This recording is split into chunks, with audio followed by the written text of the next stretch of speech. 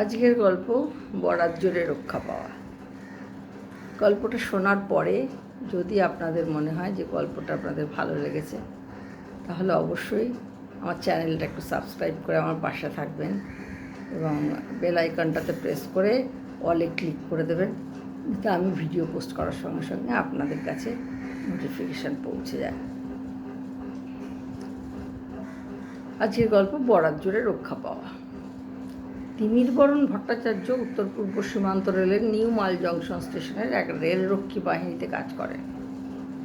New mile junction স্টেশনটি হলো Siliguri junction station থেকে যে রেল লাইন ডুয়ার্সের বিপদসংকুল গহন অরণ্য রাজি চিরে গড়স্রোতা তিস্তা, মহানন্দা, চেল, সংকোচ, জলঢাকা, নেওয়া, ঘিস, তোষা, মূর্তি প্রমুখ প্রভৃতি নদী পার হয়ে আলিপুরদুয়ার হয়ে আসাম চলে গেছে, তার মধ্যবর্তী একটি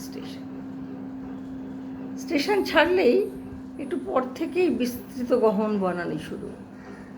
সেই জঙ্গলে হাতি, বাইসন, বিষাক্ত সাপ, বাদর, হনুমান, বিভিন্ন পাখি, ময়ূর, বন্য শূকর ছাড়াও চিতাবাঘদের স্বর্গরাজ্য। প্রায় 15 হাতির দল জঙ্গলের মাঝে পাতা রেল লাইন টপকে অবাধে বিচরণ করে। রেল লাইনে উঠে আসে দলবল সমেত। ছুটন্ত মালগাড়ির সাথে সংঘর্ষে হাতি মারাও পড়েছে এই জঙ্গলে। সেই সময় চালসা স্টেশনে লাইনে কাজ হওয়ার জন্য মাঝে মাঝে তিমিরবরণ ভট্টাচার্যকে কয়েকজন সশস্ত্র নিরাপত্তা রক্ষী নিয়ে লাইনের কাজ কেমন চলছে তা দেখতে যেতে হতো। সেবারও তিনি গেছেন। সকালে সেদিন তাড়াতাড়ি কাজ হয়ে যাওয়ায় তার নিরাপত্তা রক্ষীরা খুশি ছিল। কি আর গহন অরণ্যে বেশি সময় থাকতে চায়, তাই তারা উসখুস করছিল কখন নিউ মাইল জংশনে ফিরবে বলে। সে সময় শিলিগুড়ি থেকে আলিপুরদুয়ারগামী একটি পণ্যবাহী ট্রেন আসতে তিমিরবরণ ভট্টাচার্য স্টেশন মাস্টারকে বলে সেই পণ্যবাহী ট্রেনটিকে থামিয়ে তার গার্ড ভ্যানে নিরাপত্তারক্ষীদের উঠে যেতে বললেন। গার্ড ও নিরাপত্তারক্ষীরা অনেকবার তিমিরবাবুকে অনুরোধ করেছিল তাদের সাথে যেতে, তো তিনি বরাবরই সাহসী ও জেদি প্রকৃতির ছিলেন। তাই তিনি তার অবস্থল নিরাপত্তারক্ষীদের বলে দিলেন তিনি হেঁটেই ফিরবেন। কোমরে তার সার্ভিস রিভলভারটি দেখিয়ে বললেন, ভয় নেই, এটা তো আছে আমার সাথে। পণ্যবাহী ট্রেনের গার্ড ও তার সঙ্গে আসা নিরাপত্তারক্ষীদের শত অনুনয় করাতেও তিনি তাদের সাথে যেতে রাজি হলেন না। তারা এও বলেছিল, জঙ্গলে চিতাবাঘ বা হাতি বাইসনদের সামনে সামান্য ছোট রিভলভার কিন্তু নিরাপত্তা ঠিকমতো দিতে পারবে না। তিনি বলেছিলেন, জঙ্গলে গুলির আওয়াজ অনেক জোরালো হয়, তাতেই তারা ভয় পেয়ে যাবে। অগত্যা বিফল মনোরথ হয়ে তারা সেই পণ্যবাহী ট্রেনে চড়ে ফিরে গেল নিউ মাইল জংশন স্টেশনে।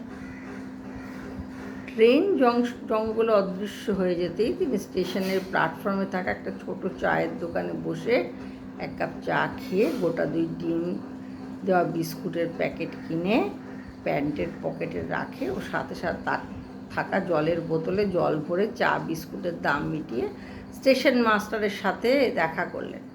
স্টেশন মাস্টার তার গোয়ার্তুমিতে রীতিমতো অবাক হলেন। এ যেন স্বেচ্ছায় নিজের প্রাণ বিসর্জন দেবার মতো ব্যাপার। তিমিরবাবু কোনো মতেই পিছু হাঁটার সিদ্ধান্ত থেকে এক চুলো সরে আসবেন না। অগত্যা স্টেশন মাস্টারও বিরত হলেন। তিমিরবাবু স্টেশন থেকে নেমে এসে লাইনে ধরে হাঁটা শুরু করলেন। লক্ষ্য নিউ মাইল জংশন। ধীরে ধীরে জঙ্গল গভীর হতে শুরু করলো। লাইনের দুধারে থোকা থোকা বুনো ফুল ঝোপের মাঝে দেখা যাচ্ছে। জঙ্গলের দুধারে থাকা সুউচ্চ শাল বৃক্ষরাজি আকাশ ছুঁতে চাইছে। অজানা গুল্মরাজি লাইনের পাশে থাকা টেলিফোন পোস্টের ওপরেও উঠে আসতে দেখলেন। জঙ্গলের ভিতরে কয়েকটি শুকনো ঝোড়াও দেখলেন, কয়েকটা শুকিয়ে গেছে, আবার কয়েকটায় তিত্তির করে জল প্রবাহিত হচ্ছে। এই ঝোড়াগুলোতেই বন্য প্রাণীরা তাদের তৃষ্ণা নিবারণ করে। গভীর জঙ্গলের ভেতর থেকে ঝরঝর করে ঝর্ণার জলের আওয়াজ ভেসে আসছে ঠিকই, কিন্তু দুর্গম গভীর জঙ্গলে সেটা কোথায় তা অনুসন্ধান করা খুব সহজ নয়। কেমন গা ছমছম করা আলো আঁধারের পরিবেশ। জঙ্গলে শুকনো পাতা পড়েও সেই পাতা পচে বিচ্ছিরি চেহারা নিয়েছে। চারপাশটা কেমন যেন নির্জন, একটা মৃত্যু বাছুরের অর্ধগলিত শবদেহ পড়ে থাকতে দেখে ভয় পেলেন তিনি, কারণ সেই অর্ধগলিত বাছুরের কোমর থেকে কেউ যেন কামড়ে তুলে নিয়েছে। তখন আর তো কিছু করার নেই। খানিকটা সময় পরেই দূর থেকে আরেকটি গুডস ট্রেন আসতে দেখে কিছুটা সাহস পেলেন, কিন্তু ট্রেনটি বিপরীত দিক আলিপুরদুয়ার থেকে আসা, তার গন্তব্য শিলিগুড়ি জংশনগামী। ট্রেনের ড্রাইভার তিমিরবাবুর চেনা হওয়ার জন্য ট্রেন থামিয়ে জিজ্ঞাসা করলো, এই গভীর জঙ্গলে তিনি একা একা কোথায় যাচ্ছেন? উত্তর শুনে ট্রেনের ড্রাইভার নিজের কপালে চাপড়ে তিমিরবাবুকে যতটা তাড়াতাড়ি সম্ভব যেতে বললেন। খানিকটা সময় পরেই ট্রেনটাও অদৃশ্য হয়ে গেল। জঙ্গলে খানিকটা সময় আসার পর এবার তিমিরবাবু মনে হলো কেউ তার পিছনে আসছে, অতি সন্তর্ক করে। কিন্তু বারবার পিছন ফিরে কাউকেই দেখতে পাচ্ছিলেন না, খালি বুনো ঝোপ শাল সহ অন্যান্য বৃক্ষের গহন অরণ্য ছাড়া। একটু আগেও সেখানে পাখিদের আওয়াজ পাওয়া যাচ্ছিল, তার মাঝেই এক গাছ থেকে অন্য গাছের ডালে উড়ে গিয়ে বসছিল। ওরা একে অপরকে ডাকছিল, এখন তাও না, কেমন নিস্তব্ধ হয়ে আছে। হঠাৎ তিনি চাপা গুড়গুড় আওয়াজ, অনেকটা ডিজেল ইঞ্জিনের আওয়াজের মতো পেলেন। প্রথম দিকে কোনো ট্রেনের ইঞ্জিন আওয়াজ ভেবে এদিকে আসছে ভেবে লাইন ছেড়ে কিছুটা নিচে নেমে হাঁটছিলেন।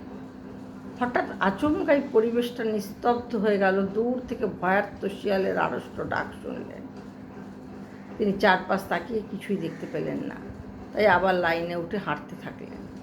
হাত ঘড়ির দিকে নজর গেল তার, দেখলেন ঘড়িতে সময় 1:30টার দিকে দেখাচ্ছে।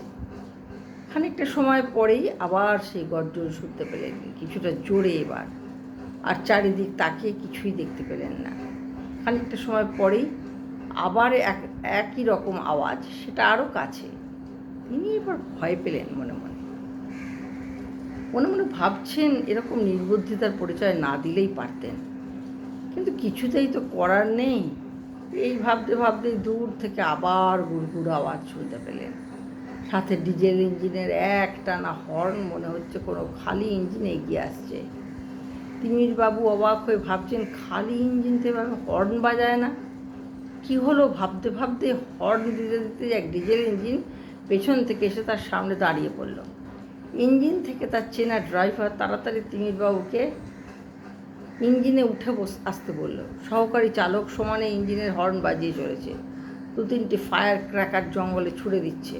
তিমিরবাবু তাড়াতাড়ি সিঁড়ি দিয়ে ইঞ্জিনে উঠে কেবিনে ঢুকতেই সহকারী চালক কেবিনের দরজা বন্ধ করে দিল। এবার চালক তিমিরবাবুকে বললেন, খুব বাঁচা বেঁচে গেলেন আজ। বিস্মিত তিমিরবাবু বললেন, কেন? তখন ইঞ্জিন চালক জানলা দিয়ে বাইরে তাকাতে বলল। এবার তিমিরবাবু বাইরে তাকিয়ে চমকে গেলেন। জঙ্গলের আলো আধারের মাঝে দেখতে পেলেন বেশ বড় এক হলদেটে কালো ডোরাকাটা প্রাণীকে, যে তখন ধীরে ধীরে জঙ্গলে ঢুকে যাচ্ছে। তিমিরবাবুকে হাতের নাগালে সে পেয়ে গেছিল ঠিকই, কিন্তু তখন আচমকাই খালি ইঞ্জিনে চলে আসা ও তার থেকে একটানা হর্ন ও ফায়ার ক্র্যাকারের আলো এবং শব্দে সে ভয় পেয়ে যায়। তখন তিমিরবাবু কপালে হাত ঠেকিয়ে বারবার তার ইষ্টদেবী স্মরণ করছিলেন। বরাত জোরেই তিনি আজ নির্দিষ্ট মৃত্যুর মুখ থেকে ফিরে এলেন।